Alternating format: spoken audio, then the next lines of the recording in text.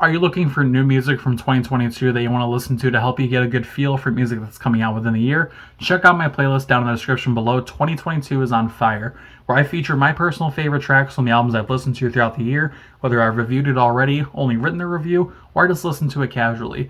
Check it out when you have the time. I'd really appreciate the support, and you might even find a band or an artist that you didn't know previously that might be a new favorite.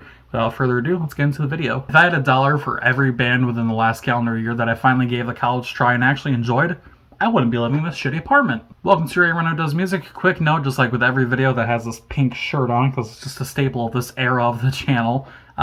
Currently doing a thing where my videos are a little shorter for the most part, and I'm directly looking down at the review, pretty much like this the entire time, just to make their videos a little faster and easier to put out, because I got a backlog of videos, of scripts written, and then I got 100 plus album backlog, of albums I actually still need to listen to this year, and it's not even halfway through the year, so I need to get caught up and catched up. So that's why things are a little bit different. That's why I'm doing this the entire video. That out of the way, today we're checking out the 4th album from metalcore band Wage War called Manic. If there's a selection of bands outside of the biggest names that people push nonstop to people new to the genre and looking for new bands, it's constantly consisted of bands like While She Sleeps, Like Moths to Flames, and Wage War. These are the typical signature bands outside of the biggest names that people suggest when people want to get into metalcore. And that's for good reason. Their sophomore album, Deadweight, was a star-making moment with slamming songs such as Stitch or Deadweight, while the next installment in their discography, Pressure, served as the band looking to expand into unexplored waters. While the scene remains divided on whether or not this was a worthy venture, Wage War at this point done a lot to establish himself with different ideas of what their sound was, and Manic was a return to the Deadweight version of this band, and that comes back with fists raised. I think the best way to start this review is to build up to the eventual sheer war storm that this album brings, and begin with a more settled track, Encircle the Drain. This song does hold classic Wage War tendencies, featuring a nice breakdown accompanied by the call-out of "The Hunt Begins With Me," but plants its feet firmly into the sand with the most melodic approach the band takes to their genre of metalcore, their version of metalcore, perhaps on the whole album. I think the most interesting part of this song, beyond the fact that it features the most plain singing found throughout the course of Manic, is that it's immediately followed by another very individualistic song in terms of overall structure, with the equally impressive and fresh feeling of Godspeed. We're still in relatively tepid waters as opposed to the burning sensation I'll speak on eventually, but the instrumental forces of drummer Stefan, I apologize for fucking this up, Klusner, begs to drive the song's momentum all on its own. Even with a nudely sounding guitar solo, I found myself bobbing my head and following the overall mental sing-along bars in my head to the tune of the drumming. In the first moments that Stephen comes in, it's 1 second clashing cymbals, the next second hits, pounding on the pads in front of him.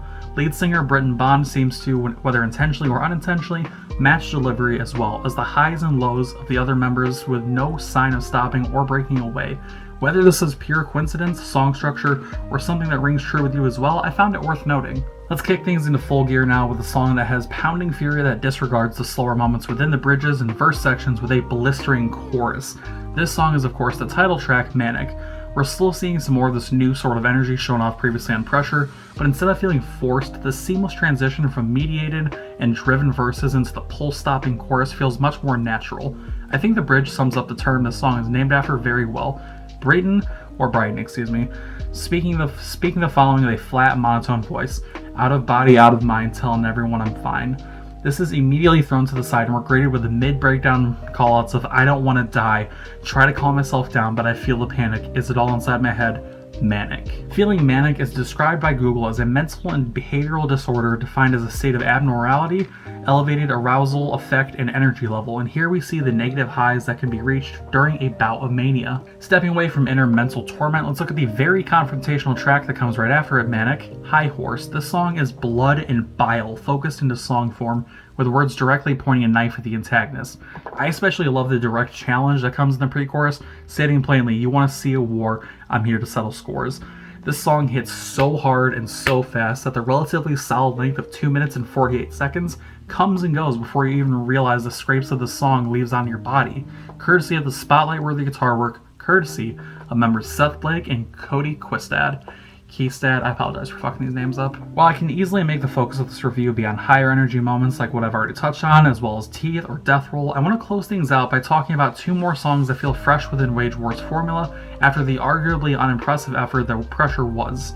First off, Slow Burn is a wonderful example of how the band can break away from pissed off, war chant songs to create something purely driven by emotions. Never Said Goodbye is also a very down-to-earth song, telling a story about the denial and unwanted, somewhat forced, eventual acceptance of the new world, devoid of this person they loved and cherished. When it comes to songs that pull on your heartstrings in metalcore, it seems like it's very 50-50 quality-wise, but this song is a very honest take on the subject that rings just as beautiful. Like I said in the intro to this review, I need to stop ignoring when a band is getting a lot of hype because I end up missing out on breathtaking bands such as Wage War. This album feels like it hits all the missed targets that Pressure struggled with and carries enough of the vibes that Deadweight thrived in to serve as another can't-miss metalcore album from the ever-growing, ever-changing scene. For these reasons, Manic by Wage War gets an 8.5 out of 10. And that's a review. Let me know what you guys think down in the comments section below. When did you start listening to Wage War? Are you a Deadweight original? Did you come on with Pressure? Or are you still new to the band? Let me know down in the comments to get a conversation going. Hope you're having a good day. Hope you're staying hydrated. I'll see you next time.